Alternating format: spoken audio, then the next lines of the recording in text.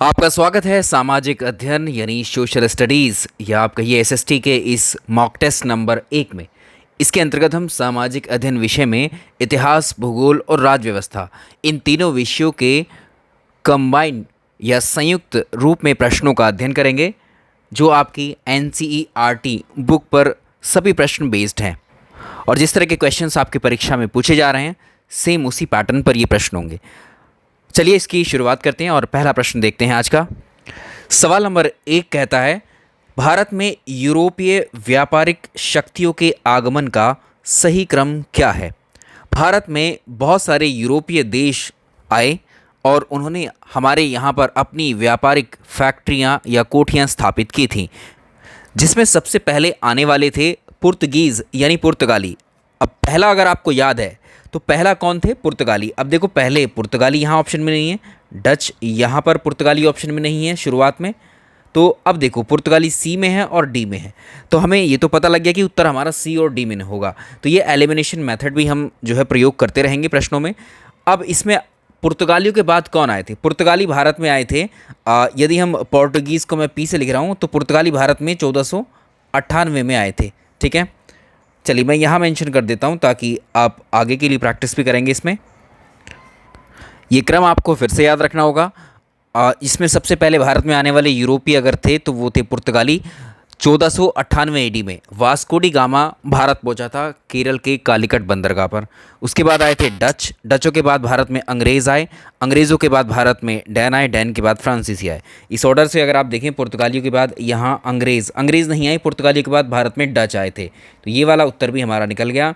उत्तर हमारे पास कौन सा बचा? डी सही होगा। हालांकि यदि आप यहाँ देखें, अंग्रेज़ के बाद फ्रांसीसी सीधे आ गए हैं, तो यहाँ पर डैनों को नहीं लिखा गया है, तो यहाँ पर केवल 4 ही देशों को लिया गया है। उससे आपको घबराने की आवश्यकता नहीं, हमारा उत्तर हो जाएगा डी। सवाल नंबर अगला है, वास्को डी गामा नामक खोजी यात्री पहली बार यूरोप से भारत तक पहुँचने के समुद्री मार्ग का पता लगाया था, वो किस देश का यात्री था? देखो, हमने पहले ही प्रश्न में इसका उत्तर भी दे दिया और ये पुर्तगाली था। ये कौन था? ये पुर्तगाली था। ये पुर्तगाली था। प्रश्न नंबर अगला देखें, बंगाल के नवाबों का सही काल क्रम क्या है? देखिए, बंगाल भारत का सबसे समृद्ध राज्य था और अगर आप देखें तो बंगाल आता था मुग़लों के अधीन। तो बंगाल जो था वो मुग़लों के अधीन आता। उस समय जो ये बंगाल या अन्य जो क्षेत्र हुआ करते थे मुग़लों के समय में, जो प्रांत हुआ करते थे, उनको सूबा कहा जाता था। और जब औरंगज़ेब की मृत्यु हुई तो औरंगज़ेब की मृत्यु के बाद में बंगाल का सूबेदार कौन था? ये था मुर्शीद कुली खां। और मुर्शीद कुली खां ने जैसे ही जो मुग़ल शासक कमज़ोर हुए हैं, उनके कमज़ोर होते ही अपने आप को यानी बंगाल को मुग़लों से स्वतंत्र घोषित कर लिया। इस तरह से बंगाल की स्थापना हुई स्वतंत्र राज्य के रूप में। अच्छा, बंगाल जो मुग़ल साम्राज्य के समक्ष जो ये प्रांत हुआ करते थे, सूबे कहलाए, और उनमें जो भी व्यक्ति वहाँ शासन के तौर पर उसको उतारा जाता, उसको सूबेदार कहा। और जब ये अलग हुए थे, जब तक मुग़ल साम्राज्य के अंतर्गत थे तब तक ये सूबेदार कहलाए, लेकिन जैसे ही इन्होंने अपने आप को स्वतंत्र घोषित किया तो ये नवाब कहलाए। ठीक है, इनको याद रखेंगे। तो ये थे नवाब। तो मुर्शीद कुली खां एक्चुअली वो नवाब बना पहला। इसमें अगर आप देखोगे मुर्शीद कुली खां ऑप्शन में, तो मुर्शीद कुली खां का शासन था 1717 से लेकर 1727 का। इसके बाद आता है अली वर्दी खां, और अली वर्दी खां के बाद हमें मिलता है सिराजुद्दौला देखने को इसमें। तो इसमें उत्तर हो जाएगा हमारा बी उत्तर सही। सवाल अगला, बंगाल के नवाबों और ईस्ट इंडिया कंपनी के मध्य युद्धों के कारणों में निम्नलिखित में से कौन से कथन सत्य हैं? नवाबों ने कंपनी के व्यापार के अधिकार के बदले में नजरानी की मांग की थी। जब बंगाल का नवाब था सिराजुद्दौला, और सिराजुद्दौला की हम बात करें तो सिराजुद्दौला का जो शासन था बंगाल के नवाब के रूप में 1756, यहाँ पर देखते हैं इसको। तो ये 1756 से लेकर के अगर आप देखेंगे 1757, इसमें सिराजुद्दौला यहाँ नाम मेंशन करते हैं क्योंकि ये उसी समय की बात पूछ रहा है।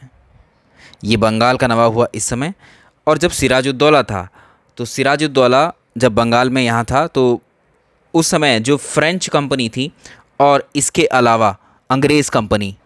ये दोनों अपनी अपनी कोठियों के चारों तरफ चार दीवारी कर रही थी, किलेबंदी कर रही थी, जिसको लेकर सिराजुद्दौला ने इन दोनों कंपनी को कहा कि मेरी नज़रों के सामने मेरे ही अगर प्रांत में आप देखें तो इस तरह से कैसे कर सकते हैं, इसका मतलब हमारी कोई वैल्यू ही नहीं है यहाँ पर। तो दोनों ही कंपनियों को आदेश दिया जाता है सिराजुद्दौला के द्वारा कि किलेबंदी तुरंत रोकी जाए। फोर्ट विलियम की किलेबंदी जो है अंग्रेज़ कर रहे थे, फ्रांसीसी मान जाते हैं लेकिन अंग्रेज़ नहीं मानते हैं किलेबंदी करने से। तो ये एक विरोध का या लड़ाई का, युद्ध का कारण बनता है। तो सिराजुद्दौला ने किलेबंदी रोकने को कहा लेकिन अंग्रेज़ नहीं माने। इसके बावजूद 4 जून 1756 को सिराजुद्दौला ने बंगाल में ही जो कासिम बाज़ार है उस पर अपना अधिकार कर लिया था, और 15 जून 1756 को ही उसने कलकत्ता पर भी अटैक किया था। ठीक है, ये होंगे। तो नवाबों ने कंपनी के साथ व्यापार करने के बदले में नजराने की मांग की थी, ऐसी कोई बात नहीं थी। नवाबों ने कंपनी के सिक्के ढालने के अधिकार तो दिए परंतु कंपनी की किलेबंदी रोक दी। तो कंपनी की किलेबंदी रोक दी, ये बात सही है, लेकिन ये आधी बात यहाँ गलत है। सिक्के ढालने वाला कोई लड़ाई का, युद्ध का कारण इसमें नहीं था।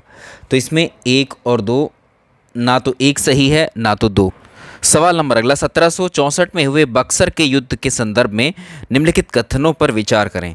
1764 का जो बक्सर का युद्ध हुआ है, इस युद्ध में कंपनी की जीत के बाद मीर कासिम को नवाब बनाया गया था। इसमें प्रश्न अलग से भी पूछ सकता है कि बक्सर का युद्ध किन किन के बीच में हुआ था। तो बक्सर का युद्ध ब्रिटिश सेना के, और ब्रिटिश सेना की तरफ से लड़ने वाला कौन था? हेक्टर मुनरो था। दूसरी तरफ एक भारतीय सेनाएं थीं जिसमें मुगल सम्राट शाह आलम द्वितीय था, अवध का नवाब शुजाउद्दौला था, और बंगाल का जो हटा हुआ नवाब था मीर कासिम। ये तीनों एक तरफ थे और जो ब्रिटिश सेना थी वो एक तरफ थी बंगाल में। इनके बीच संघर्ष हुआ जिसमें कंपनी की जीत हुई या ब्रिटिश कंपनी की जीत हुई। इसमें पहले ऑप्शन की बात कर रहा है कि इस युद्ध में कंपनी की जीत के बाद मीर कासिम को नवाब बनाया गया। अब इसमें हम बात कर रहे हैं कि देखिए, बक्सर का युद्ध जो हुआ था, एक तरफ ब्रिटिश सेना थी, दूसरी तरफ मुग़ल बादशाह शाह आलम, अवध का नवाब शुजाउद्दौला और बंगाल का अपने पद से हटा हुआ नवाब मीर कासिम लड़े थे। ठीक है, तो मीर कासिम भी पराजित हुआ था उसमें। तो एक तरीके से जो मीर कासिम था दिल्ली की ओर भाग जाता है और 1777 में उसकी मृत्यु हो जाती है। इसके बाद शुजाउद्दौला और जो शाह आलम है, इनके साथ अंग्रेज़ संधियाँ करते हैं। क्लियर? तो यहाँ पर पहला जो है ये गलत हो जाएगा। ये युद्ध कंपनी और मीर जाफ़र के बीच में नहीं लड़ा गया था, मीर कासिम यहाँ होता तो चल जाता। इस युद्ध के बाद अब नवाब को हर महीने 5 लाख रुपए कंपनी को चुकाना तय हुआ। तो इसमें यहाँ पूछा, इस युद्ध के बाद नवाब को हर महीने 5 लाख रुपए कंपनी को तय हुए थे। तो इसमें जो रकम रखी गई थी हर्जाने की युद्ध के रूप में, वो 50 लाख रुपए थी। ठीक है, युद्ध के बाद हर्जाने में जो रखी गई थी वो 50 लाख रुपए थी। इतना हर्जाना उसको चुकाना था। तो इसमें कोई सा भी हमारा ठीक नहीं। तो इसमें आप ऐड कर लीजिएगा ई ऑप्शन, कोई नहीं, इनमें से कोई नहीं। तो हम यहाँ पर लिख देते हैं इसको, इनमें से कोई नहीं। सवाल अगला, 1764 में हुए बक्सर के युद्ध के बाद कंपनी ने भारतीय रियासतों में रेजिडेंट तैनात कर दिए, और ये रेजिडेंटों से संबंधित आपको कथन दिए हुए हैं, कौन सा ठीक रहेगा। देखिए, इसमें ऐसा हुआ, जब बक्सर की लड़ाई समाप्त हुई तो उसके बाद जितनी भी भारतीय रियासत थी तो वहाँ पर अंग्रेज़ों ने अपने प्रतिनिधि जो है लगा दिए, वहाँ पर रख दिए, जिनको रेजिडेंट कहा गया। तो रेजिडेंट ये कंपनी के राजनीतिक और व्यावसायिक प्रतिनिधि हुआ करते थे, और उनका काम कंपनी के हितों की रक्षा करना था, उनको आगे बढ़ाना था। लेकिन ये जो भारतीय राज्यों में, प्रांतों में इनको लगाया गया था, तो ये यहाँ की खबरें वहाँ पहुँचाते थे अंग्रेज़ों के पास। रेजिडेंट के माध्यम से कंपनी ये तय करती थी कि जो अधिकारी हैं, जो कंपनी के अधिकारी हैं, वो भारतीय राज्यों के भीतरी मामलों में भी धीरे धीरे दखल देने शुरू कर दिए थे। कई बार कंपनी ने रियासतों पर सहायक संधि भी थोपी थी इस कारण। तो इनके माध्यम से कंपनी के अधिकारी भारतीय राज्यों के भीतरी मामलों में भी दखल देने लगे थे। ये ठीक है, ये कंपनी के राजनीतिक और व्यावसायिक प्रतिनिधि थे। ये दोनों बातें ठीक हो जाएंगी हमारी, पहला और दूसरा इसमें ठीक रहेगा। सवाल अगला देखेंगे, सहायक संधि के संदर्भ में निम्नलिखित पर विचार करें। इस संधि के तहत रियासतों को सुरक्षा के बदले कंपनी द्वारा रखी गई सहायक सेना का खर्च चुकाना पड़ता था। इसके अलावा रियासतों द्वारा इस संधि की शर्तों में जो तय रकम है उसको ना दे पाने पर जुर्माने के तौर पर उनका इलाका छीन लिया जाता था। इस व्यवस्था को स्वीकारने वाली रियासतों को स्वतंत्र सेनाएं रखने का अधिकार भी नहीं होता था। प्रश्न पूछ देगा सहायक संधि के जन्मदाता कौन थे, तो ये थे लॉर्ड वेलेज़ली। ठीक है, लेकिन अगर इससे भी पहले पूछे कि सहायक संधि का सबसे पहले प्रयोग किसने किया था, तो फ्रांसिस डुप्ले।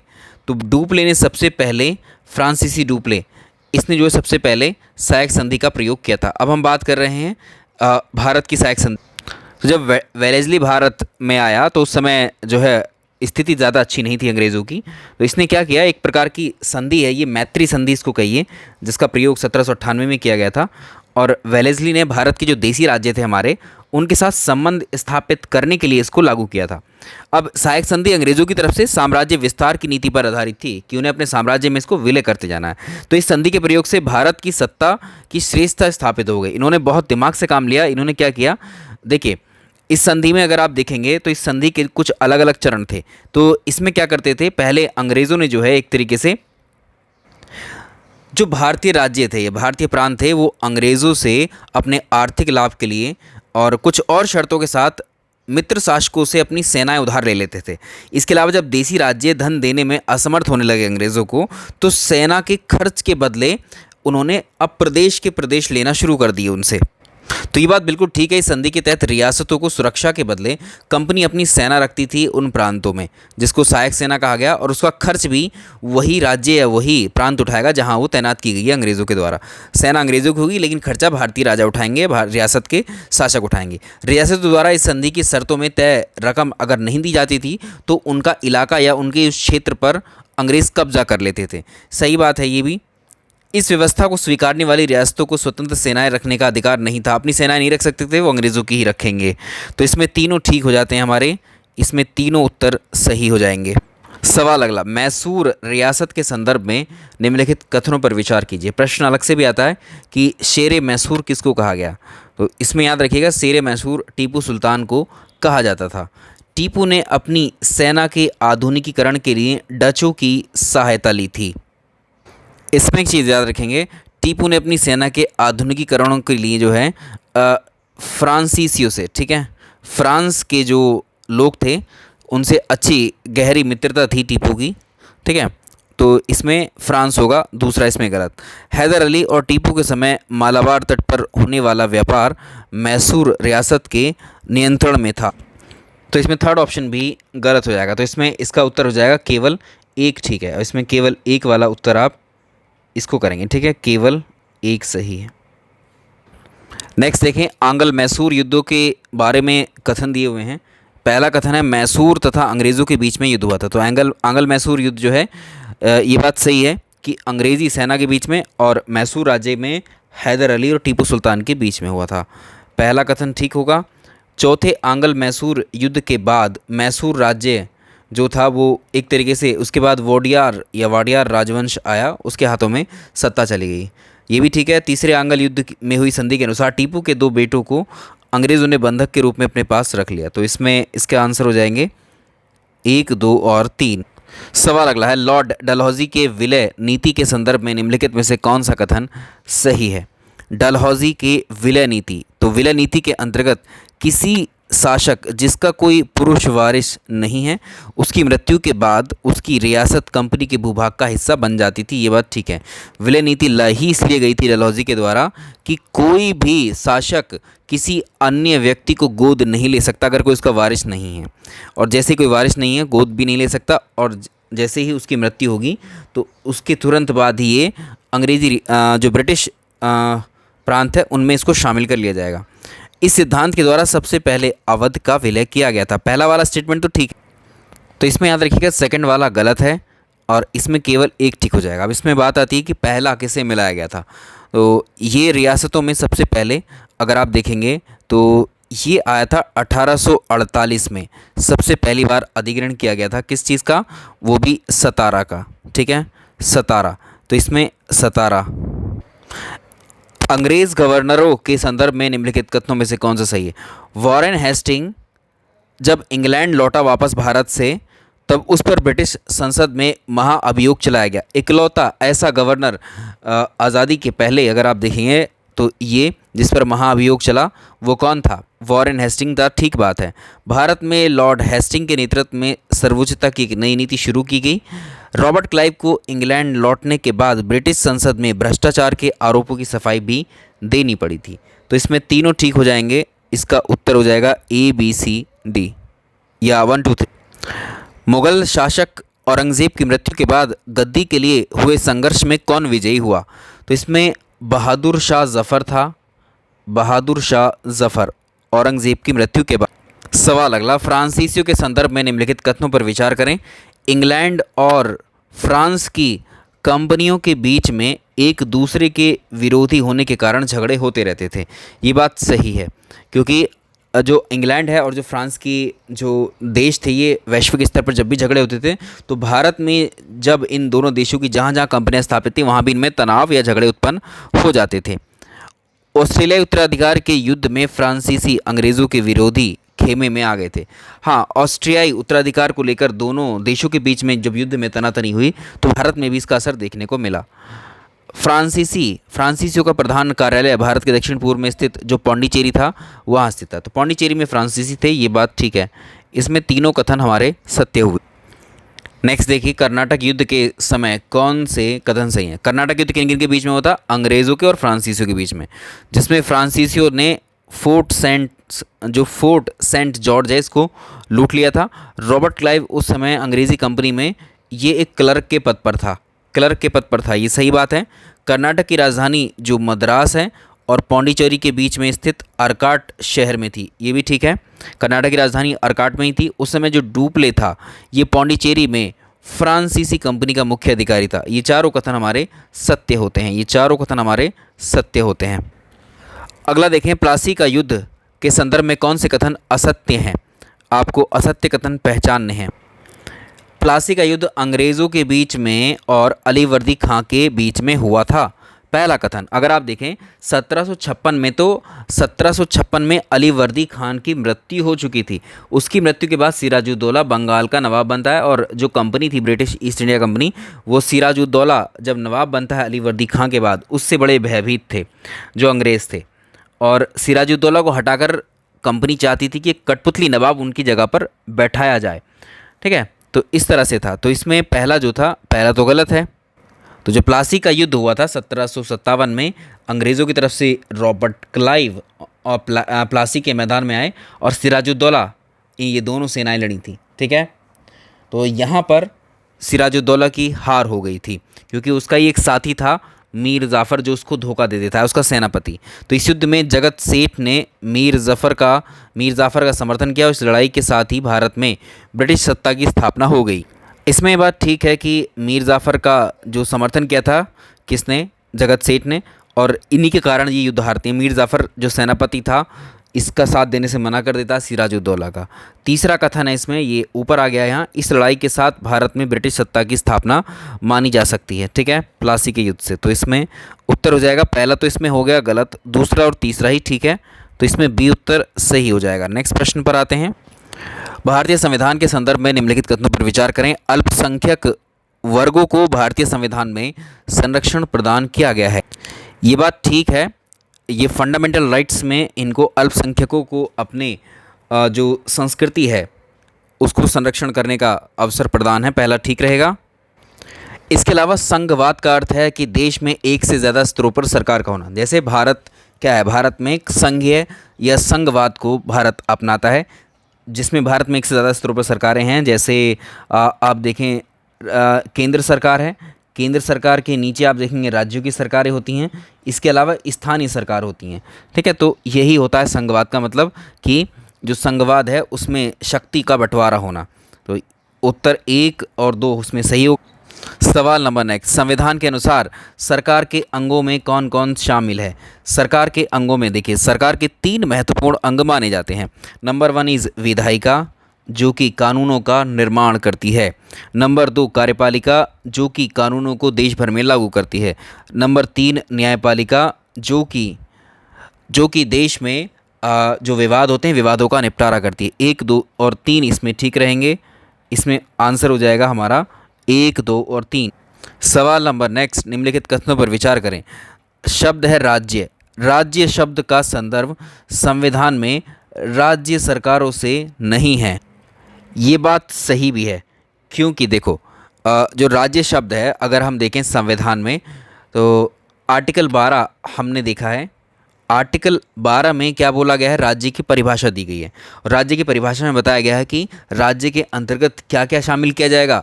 जो राज्य का विधानमंडल है, ठीक है, वो राज्य कहलाएगा। या आप कह सकते हैं कि सरकार का जो प्रत्येक सरकारी कर्मचारी है वो राज्य के अंतर्गत शामिल किया जाएगा। कोई सरकारी कंपनी है वो भी राज्य ही कहलाएगी। तो इसमें पहला वाला तो गलत है। संविधान के अनुसार राज्य, एक सेकेंड, हमने इसको कैसे समझाया, ज़रा एक बार फिर से वापस आते हैं। ये बात बिल्कुल देखिए, हाँ, हम यही तो कह रहे हैं कि जो राज्य शब्द का मतलब है वो राज्य सरकार नहीं है। इसका मतलब है राज्य का कोई भी सरकारी कर्मचारी राज्य कहलाएगा, कोई सरकारी कंपनी वो भी राज्य कहलाएगी। राज्य की जो विधानमंडल है, राज्य का जो भी तंत्र है वो सब कहलाएगा, जो सरकारी तंत्र है वो राज्य कहलाएगा।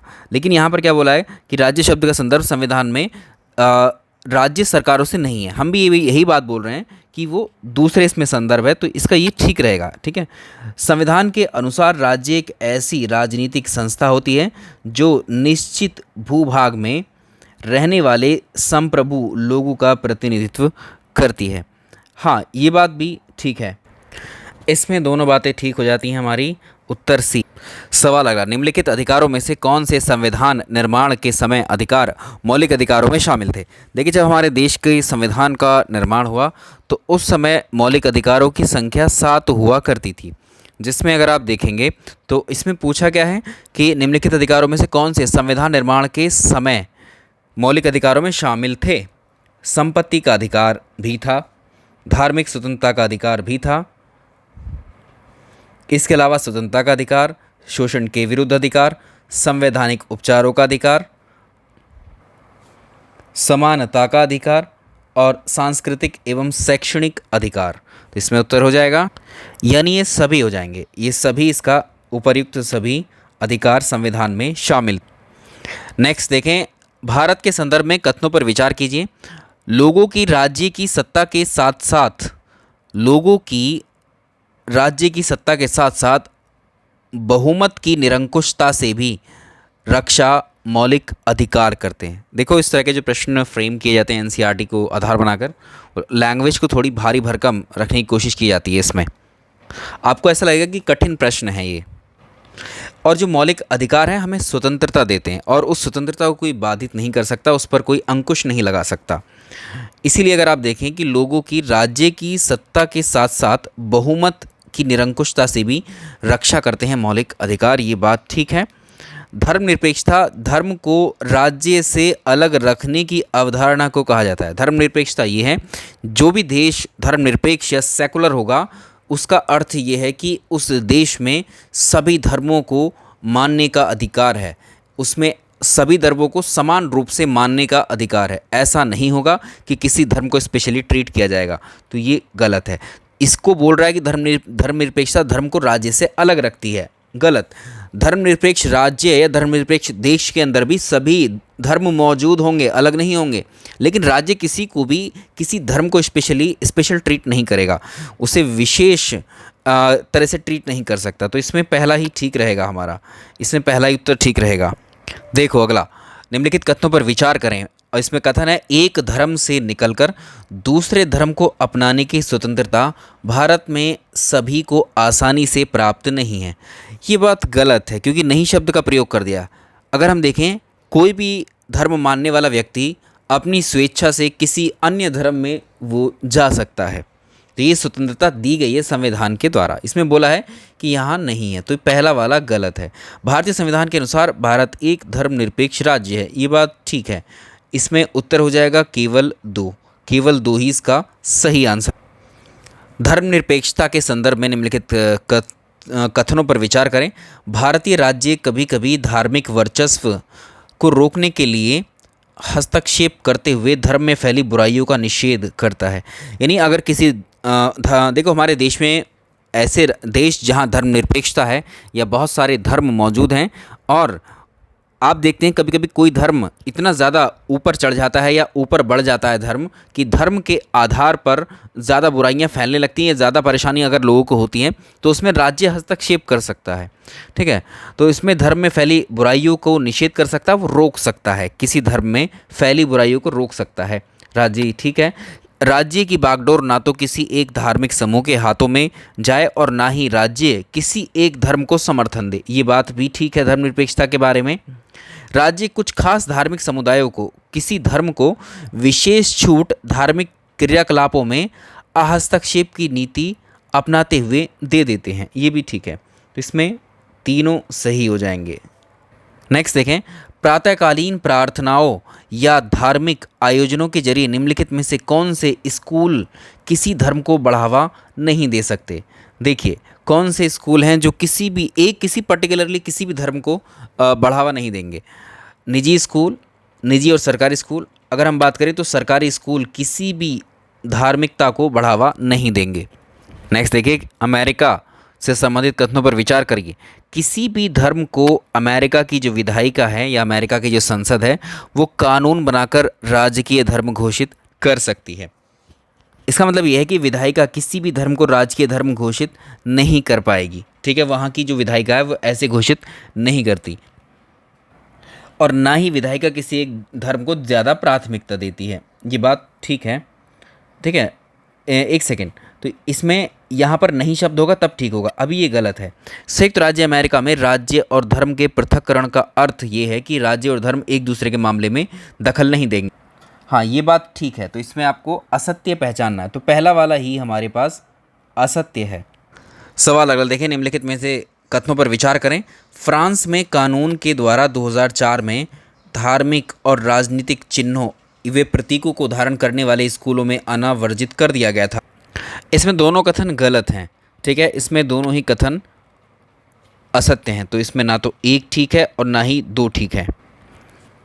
भारतीय संविधान विश्व का सबसे बड़ा रिटन कॉन्स्टिट्यूशन है, इसके संदर्भ में कौन से कथन ठीक नहीं है।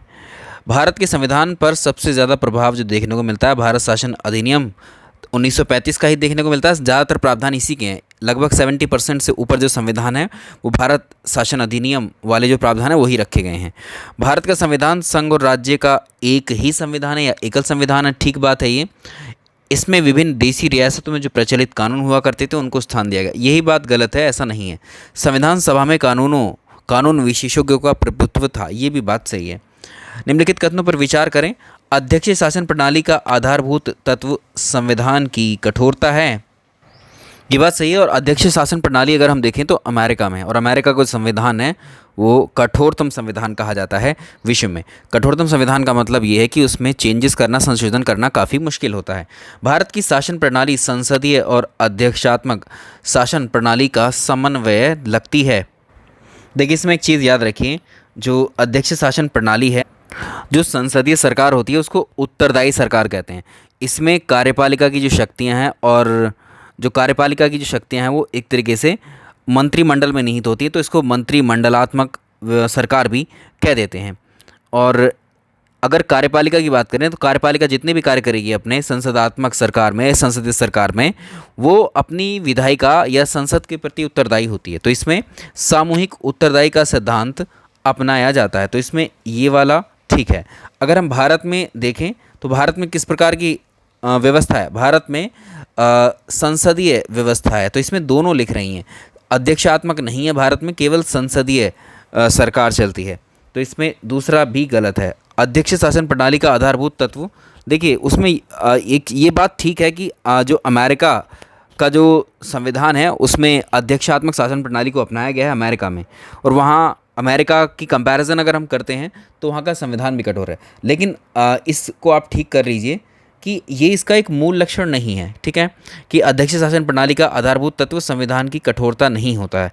ठीक है, ये वाला गलत हो जाएगा, इसमें 3 ही रहेंगे, इसमें केवल 3 ही सही रहे। गणतंत्रात्मक प्रणाली में निम्नलिखित में से कौन से कथन सत्य नहीं है। पहले यहाँ देखेंगे कि इसमें पूछ क्या रहा है। तो इसमें यदि हम बात करें, गणतंत्रात्मक व्यवस्था को ब्रिटेन में नहीं अपनाया गया है।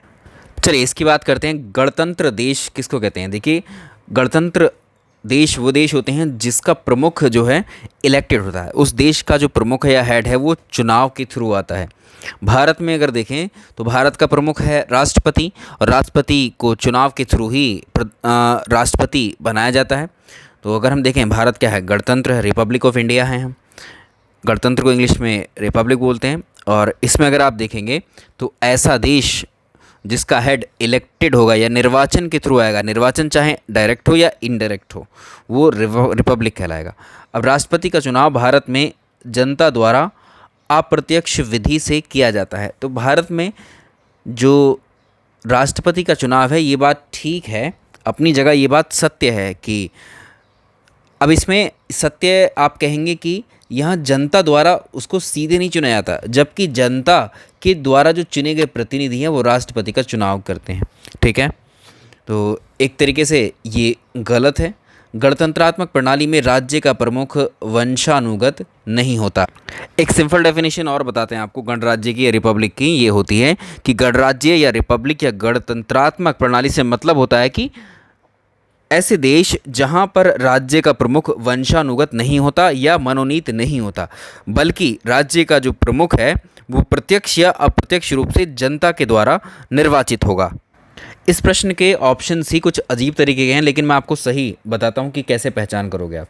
तो देखो, अगर हम बात करें वंशानुगत का मतलब यहाँ पर होता है कि जैसे अभी कोई राजा है तो आगे जो राजा बनेगा उसका बेटा या बेटी ही राजा बने, यानी उसके वंश से ही राजा बनते रहें आगे या प्रमुख बनते रहें। और जो हमारी डेफिनेशन कह रही थी कि गणराज्य से तात्पर्य ऐसे देश से है जहाँ पर राज्य का प्रमुख वंशानुगत नहीं होगा। और अगर हम ब्रिटेन की बात कर रहे हैं तो ब्रिटेन में अगर आप देखेंगे तो ब्रिटेन में जो सम्राट है, राजा या रानी है, वो वंशानुगत हैं। उसका बेटा या बेटी, पोता या पोती ही आगे बनते चले जाएंगे, है ना। तो ये ब्रिटेन में अपनाया गया। तो यहाँ क्या बोला गया, जो गणतंत्रात्मक व्यवस्था है उसको ब्रिटेन में नहीं अपनाया गया। अब ये बात बिल्कुल सही है, इसमें ऑप्शंस कुछ अजीब तरीके के इसमें दिए हुए हैं। चलिए ठीक है, तो इसमें अब ये समझिए कि ब्रिटेन में गणतंत्रात्मक व्यवस्था को नहीं अपनाया गया, ये बात बिल्कुल ठीक है। ठीक है, ब्रिटेन गणतंत्र नहीं है, याद रखिएगा इस चीज़ को, क्योंकि वहाँ संवैधानिक राजतंत्र है, क्योंकि हेड जो है वो राजा है और राजा के पुत्र पुत्री ही या पोता पोती ही आगे राजा बनते हैं। और गणतंत्र होने की पहली शर्त यही है कि राज्य का प्रमुख वंशानुगत नहीं होगा, ना ही मनोनीत होगा। जहाँ इलेक्शन होते हैं राज्य के प्रमुख के लिए, चाहे डायरेक्ट इलेक्शन हो चाहे इनडायरेक्ट इलेक्शन हो, चाहे जनता सीधे भाग ले चाहे ना ले, तो वही राज्य क्या होगा, गणतंत्र होगा। भारत में हम देखें तो भारत में हमारा जो राष्ट्रपति वो प्रमुख है, उसको हम इनडायरेक्ट या अप्रत्यक्ष चुनाव के माध्यम से जो है राष्ट्रपति बनाया जाता है।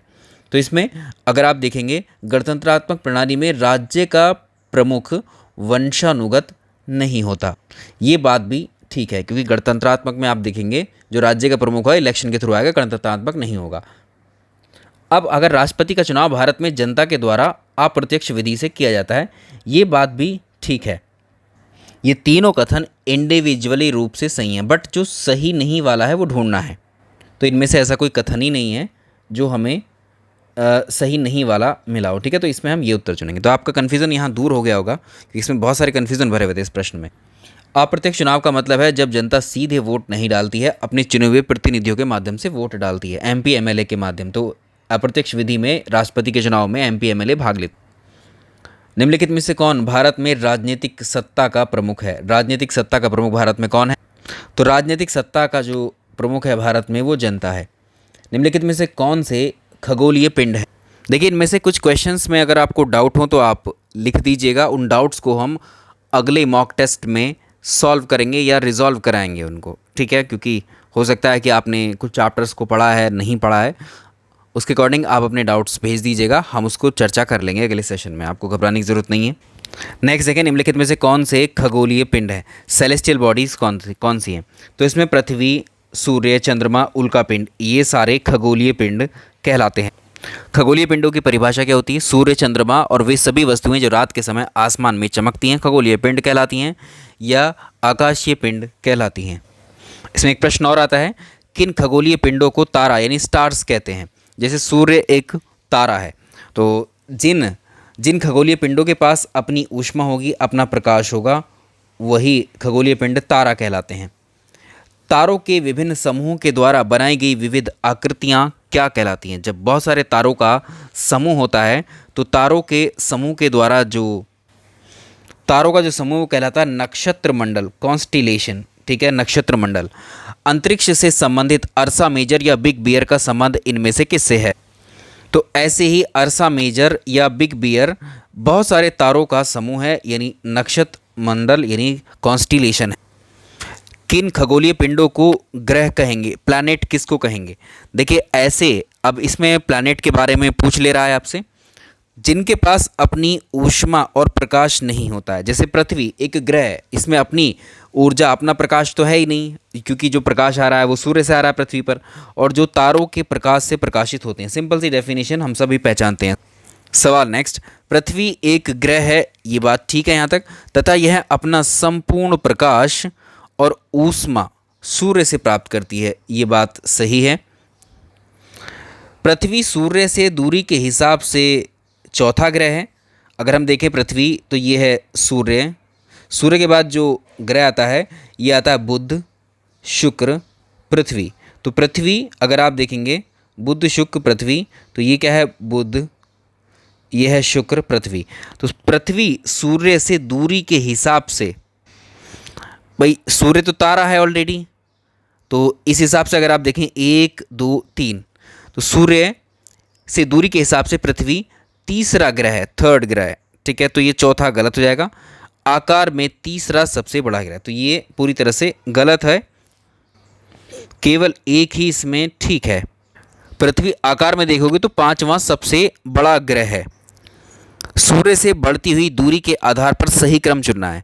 तो पहले अगर आप देखें तो ये सन है, सूर्य, तो पहला है बुध, शुक्र, बुध शुक्र, पृथ्वी, मंगल, बृहस्पति, इसके बाद आता है अरुण, बृहस्पति के बाद आता है शनि, शनि के बाद आता है अरुण, अरुण के बाद आता है वरुण, उसके बाद आता है यम। अच्छा, पहले यम था इसमें ग्रह, अब ये ग्रह में शामिल नहीं है। ठीक है, तो कुल मिलाकर के बुध शुक्र पृथ्वी मंगल बृहस्पति शनि अरुण वरुण यही ग्रह हैं। तो ये दूरियां हैं, दूरी के हिसाब से बने हुए हैं ये। तो इसमें कौन सा उत्तर हो जाएगा? तो देखिए शुक्र, अब इसमें देखो बुध शुक्र पृथ्वी मंगल, देखो बुध शुक्र पृथ्वी मंगल, इस तरह से डिस्टेंस बढ़ती जा रही है इनकी। तो ऐसे आप ये क्रम आपको याद रखना होगा। अगला देखेंगे, कौन से आंतरिक ग्रह कहलाते हैं? इंटरनल प्लैनेट्स कौन से हैं?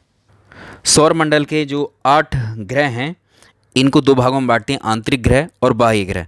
शुरुआत के 4 बुध शुक्र पृथ्वी मंगल, बुध शुक्र पृथ्वी इसमें दिया नहीं है, बुध शुक्र पृथ्वी मंगल, यहाँ तक ये तीनों क्या हैं? आंतरिक ग्रह। इसके अलावा सौर मंडल के जो बाहरी ग्रह हैं वो बृहस्पति शनि अरुण वरुण, या ये हो जाए।